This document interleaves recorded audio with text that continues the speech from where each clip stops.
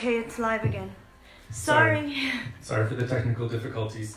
At this time in the evening, everyone's competing for internet because no one's out, so they're all in at this time. So here, Srila Gurudev is saying that a pure guru will not do any of this funny business.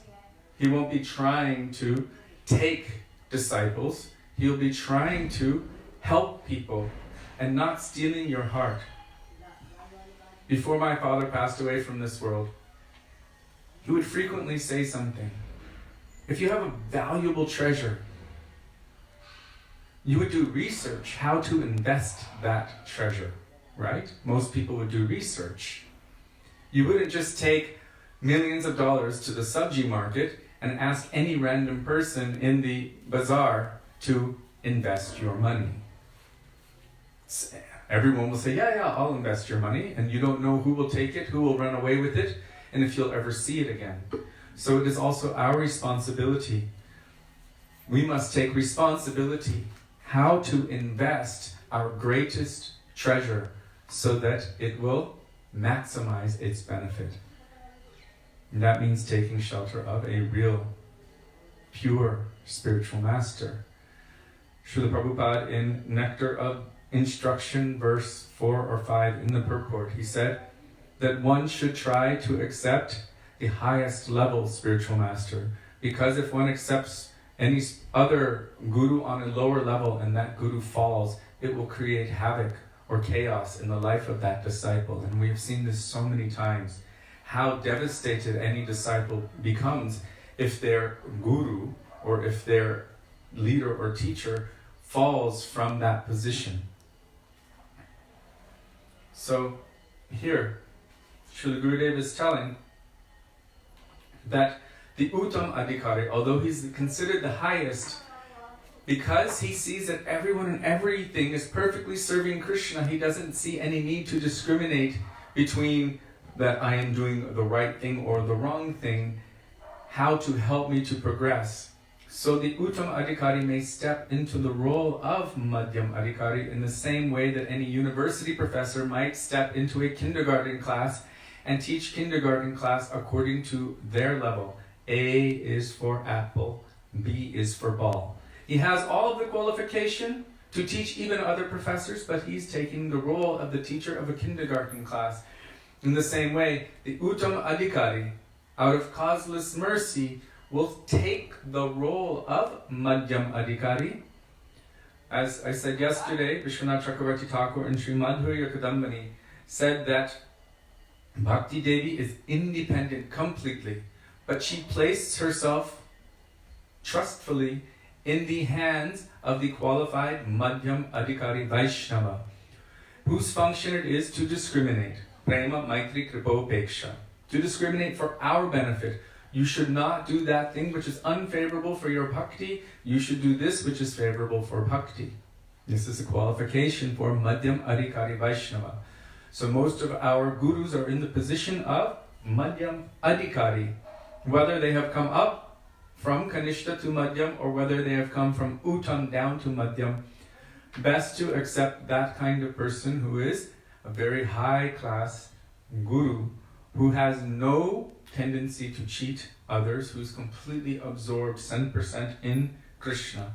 It may be that someone like Nard Muni may come into your life, might just bless you. Yesterday we talked about Mrigadi the hunter. He blessed him, showed him everything, never officially gave him mantras, didn't sit down and do a yajna and give him japa beads and ask him to follow the 4 regulative principles. He asked him to give up all sinful activities and to take exclusive shelter in Krishna and the holy name. And Mrigadi followed him and became a pure devotee as a result. There was no external formal thing that happened, but the relationship was by heart. So it may be that an Uttam has this kind of effect, that just by coming in their presence, it is said in Srimad Bhagavatam that the pure devotees who are completely surrendered and who have submitted themselves in service at the lotus feet of Krishna, they're emanating atoms of prema like saffron particles. From every part of their body, prema atoms are emanating. And if you even come close to them, in their vicinity, those praying atoms can purify us. We want to come close to the pure devotees of the Lord by their association. Mahaprabhu says 3 extremely powerful substances. Do you know what they are? Bhakta Padadhuli. First one, the dust of the lotus feet of the pure devotees. What's the next one? Water. The water which has washed their lotus feet. And what is the third one? The Mahaprasad. Very good. Bhakta Bhukta Avashesh. 18 Mahabal. These 3 substances are so extremely powerful, our Gurudev said, that they can even reverse our causeless unwillingness to move forward on the path of bhakti. Even if we've lost all of our enthusiasm, we have no energy to move forward. If we take shelter of the dust of the lotus feet of the pure devotees, if we take shelter of the water which has washed their feet, or the remnants of their foodstuffs, their Mahaprasad, then we can be reversed from our trapped nature in this material world. So now Srila Gurudev is telling us, Janardhan Prabhu is adding, and the Harikatha from their lotus lips. yes. There are many different definitions of what this means. The dust of their lotus feet sometimes means also their disciples. Like Mahaprabhu says, Kripaya tapapada pankajastita dhuli. He's speaking to Krishna. Keep me as a particle of dust at your lotus feet. So who is it, the lotus feet of Sri Guru? His Sat Shishyas. What have they received from him? Because they are completely submitting themselves to Sri Guru. Completely dedicating their lives in the service of their spiritual master. Then their spiritual master gives them the treasure house of all divine knowledge that is in his own heart. And so that is also the meaning of dust. So that the dust particles in the feet of Gurudev, what do they give us? If we are sincere, they will also give us the treasure of what they have received. So that is Harikatha. And also the water which has washed the feet. What is the nectar which is emanating? This is also Harikatha, and Bhakta Bhukta Avashesh also does not just mean foodstuffs, but what is emanating from their lotus mouth. Guru Mukha Padma Vakya, Chitte Te Korya Aikya, Arna Korihom Mane Asha. That I have no other desire, no other attraction, no other hope than to hear the transcendental words emanating from the lotus mouth of my Gurudev. This should purify my consciousness. I don't have any desire for anything else. This kind of mood should be there in the heart of the disciple. This is called Guru Nishtha. And Guru Nishtha means firm conviction. Firm conviction that my Gurudev has all transcendental necessities to bring me to perfection, and I will follow him or her. I will follow that personality and I will accept what they are giving me faithfully. Like Srila Bhaktivedanta Thakur, he gives us this beautiful bhajan. Sarvasva tomar charani sapiya, orechi tomar ghare, tumi to Thakur, tomar kukur, boliya jana humore. He's saying, oh Prabhu, you are my master and I am just like your faithful dog. I will dance around you when I see you. If any influence is opposed to your service, I will bark very loudly and scare it far away. I will only take the remnants of your prasad. I will not go here and there. You are my master and I am yours, like your faithful dog. We can learn so much from a dog. It's not that we should become like dogs, but we can become the dog of our Guru. Our Srila Prabhupada said, all of us have to become the dog of someone. So why not become the dog of Sri Nityananda Prabhu? And Nityananda Prabhu manifests directly in our lives in the form of Sri Gurudev. So why not become the dog of Guru? Then we're in a safe position. Otherwise, if there's too many dogs wandering the street with no master, they might throw poison in the streets. We've witnessed this before.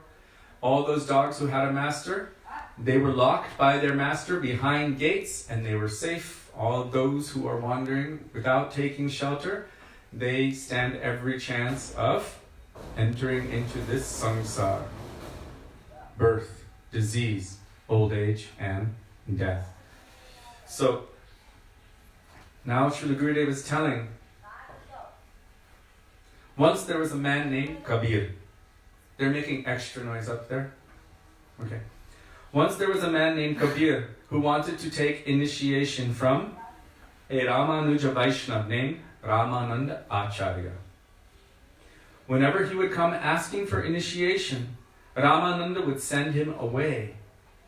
Ramananda considered this Kabir to be a first-class Mayavadi, a Nirvisheshavadi, and therefore thought that he shouldn't be given initiation.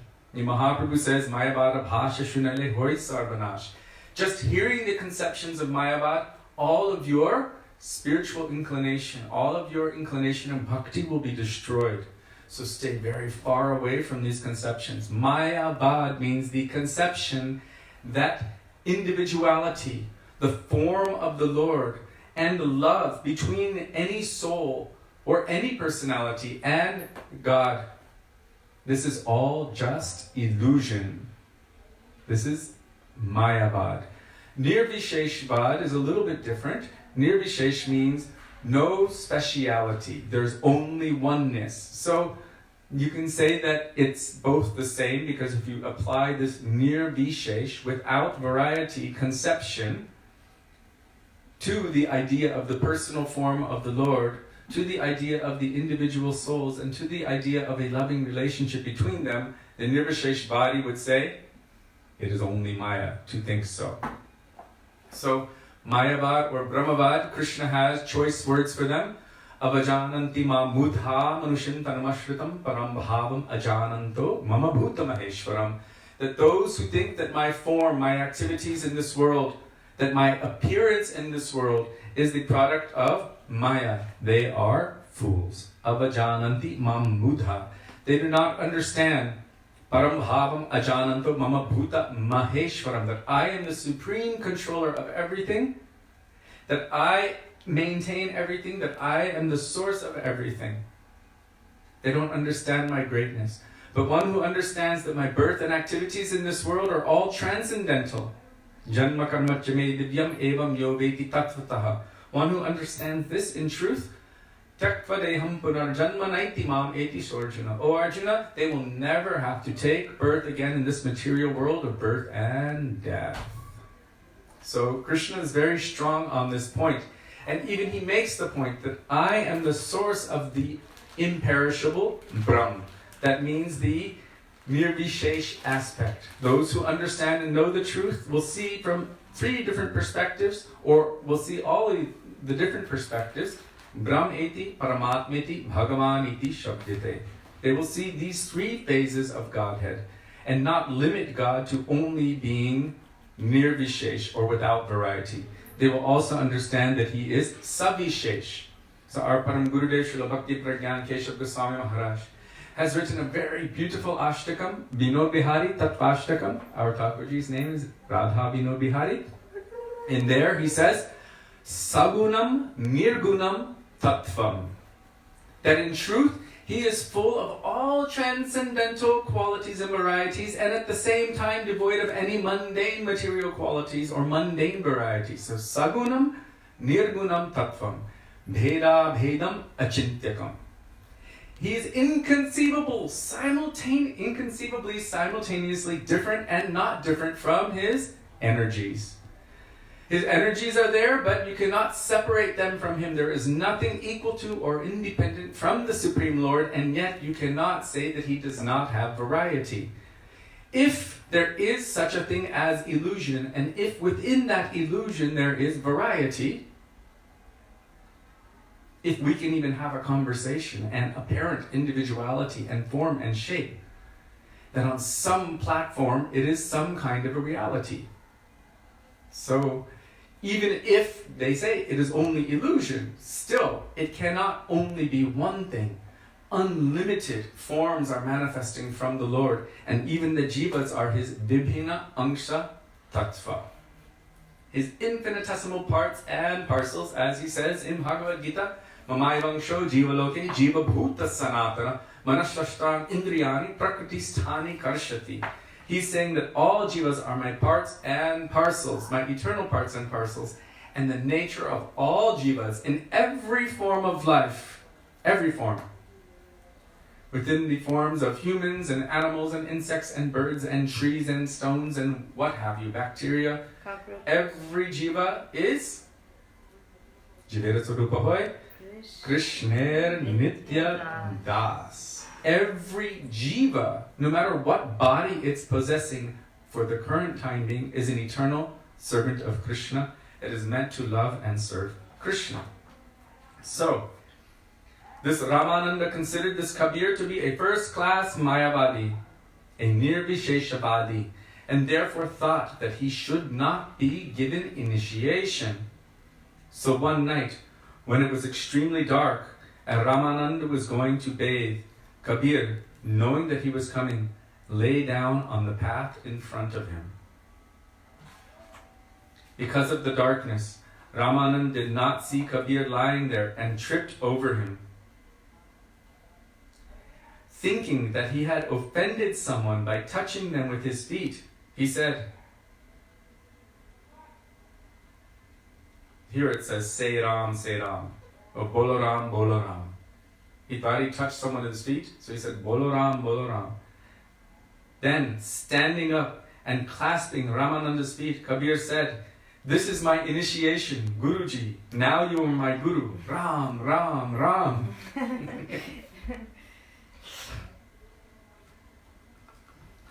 So our Gurudev says, one can get initiated by this kind of trickery also, but we cannot obtain devotion in this way. Kabir simply remained a first-class Mayavadi. This is a kind of cheating. This is not real initiation, because Guru-disciple relationship is exactly that. It is a relationship. We have a similar case in Mahabharata. Dronacharya was the martial arts guru of all of the Pandavas and Kauravas.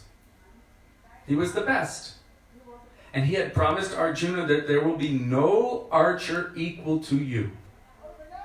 But somebody, what was his name? Ekalavya. Ekalavya decided he wanted to become a very good archer. So Ekalavya made a murti of Dronacharya and began practicing archery in front of him. He became so expert that technically he became better than Arjuna. When Drona asked him, who is your guru? He said, you're my guru. Dronacharya said, I've never accepted you. So what you have taken like a thief. You have not come through the proper channels. You have come around this way and you have taken something from me without my permission. So I'm going to take something from you. What did he take from Ekalavya? Guru Dakshin. Dakshina. He didn't even accept him as his disciple. And he said, but because you have taken something from me, I request something from you. He said, anything, Guruji, whatever you like. He said, give me your thumbs. I think it was the thumb of his right hand. He knew he would be against Arjuna. See, the thumb of one's right hand is required usually for picking arrows from your quiver, right?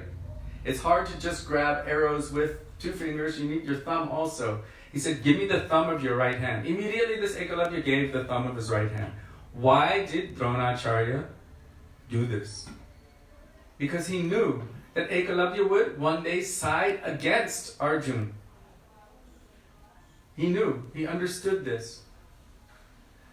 So Ekalavya also, because he didn't follow the proper course, he didn't follow the proper process of building a relationship with Guru and receiving willingly, by the Guru's mercy, the Guru is giving something. But he tried to do a trick. He went around the back way and tried to take what didn't belong to him. What happened? His demonic mentality never left him. And he ended up fighting against Krishna and the Pandavas. And what happened as a result? He lost his life. So one should follow the proper process as described in Shastra of accepting a bona fide spiritual master. Tadvidhi pranipatena Pariprashnena sevaya upadekshyanti te jnanam jnaninas tattvadarshinaha. First admitting that I don't know, I'm lost, I'm confused. I have been trying since time immemorial on my own, and I have still not been able to extract myself from the well of this material world, which is a burning well. I have not been able to pull myself from this burning well. Sri Chaitanya Charitamrita says that the conditioned soul, the jiva who is trapped in this world, by his own power cannot extract himself.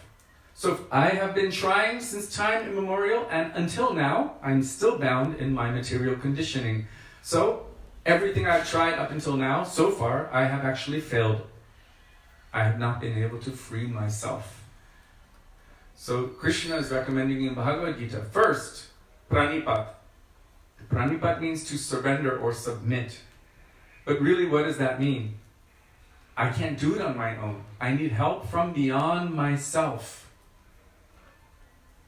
So I'm going to put my trust, my faith, in something beyond my own mind, my own intelligence, my own self, in someone who is actually truly liberated, who can actually unbind me from this world and pull me from this well. That is Sri Guru, pranipat, trust. Then pariprashna. When you trust someone, they give you instruction. Follow my instruction. Do what I tell you.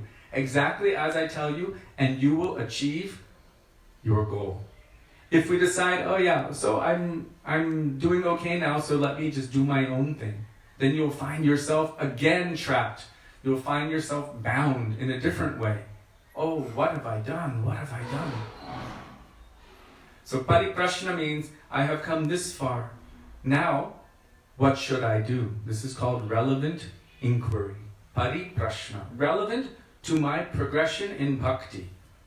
Now what should I do? I don't understand.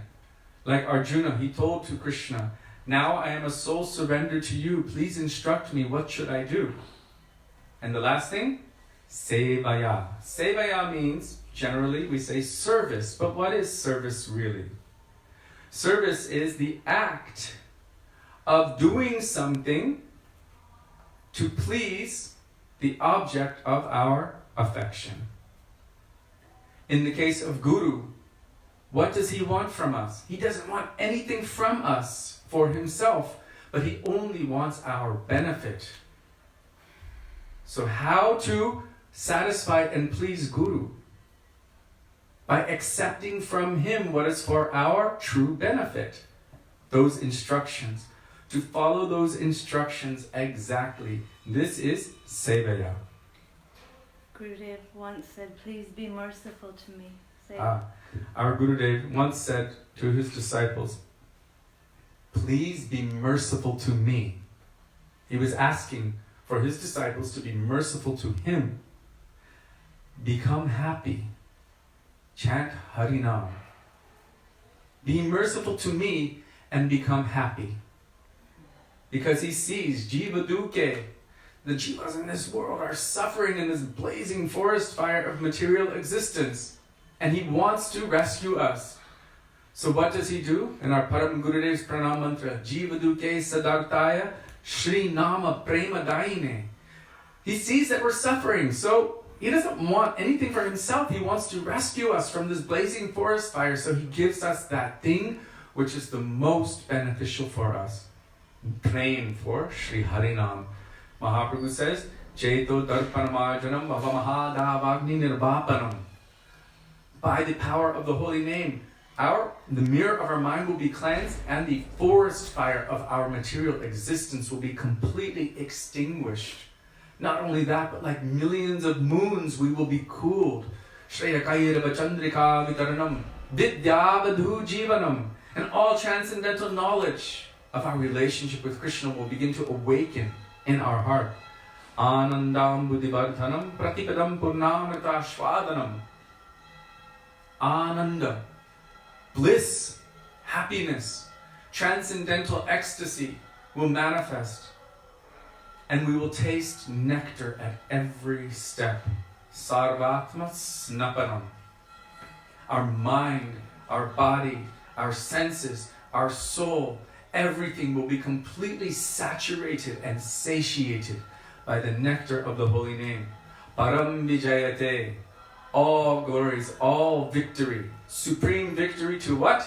Shri Krishna Sankirtanam, Harinam Sankirtana ki jai, Shri Sachinandan Gaur Hari ki jai, Srila Gurudev ki jai, Srila Prabhupada ki jai, Shri Radha Vinod Bihari Ju ki jai, Shri Shalagram Giriraj ki jai, Radhaman Sarkar ki jai, Gaur Bhaktivedanta ki jai, Gaur Premanande Hari Hari Bol. Radhe Radhe. Radhe Radhe. I just want to say that every day at 5 o'clock we will begin with doing bhajans, and then around 6:30 we'll begin Hari Katha. Or 6:15. Or 6:15. If everybody wants, we can also go to 7:30. It's up to you. You can take a vote and let us know. But generally we go only till 7. But we want you to know that every day we will be here at 5 o'clock India time. Please join us in doing kirtan and remembering the sweet Hari Katha of our Srila Gurudev and our whole Guru Varg. We will end now with one Maha Mantra, and thank you so much for joining us and for engaging us in Guru Seva. Hare Krishna. You want to leave? Sure. Come now.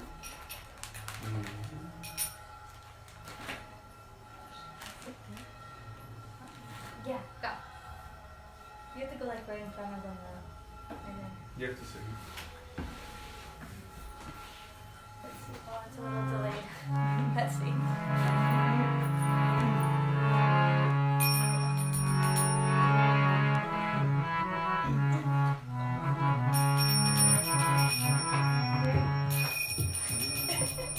You gotta move over more.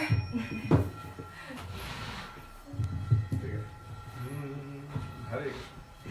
Let me see how I'll tell you. Hare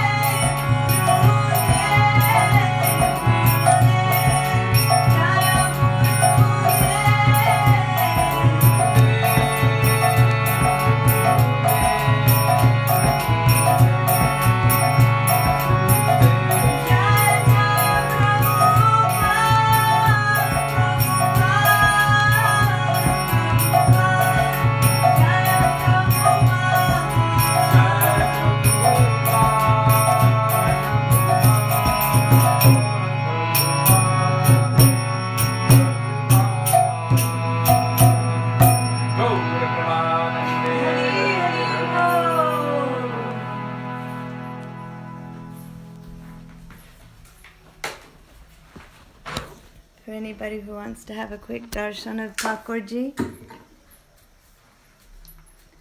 Guru Parampara. There's the babies. And tomorrow's Ram Navami. And tomorrow is Ram Navami. So again, we'll start at 5. And our special guest, Radharamanji. Okay, Radhe Radhe. Radhe Radhe. Hari Bo, Hari Bo.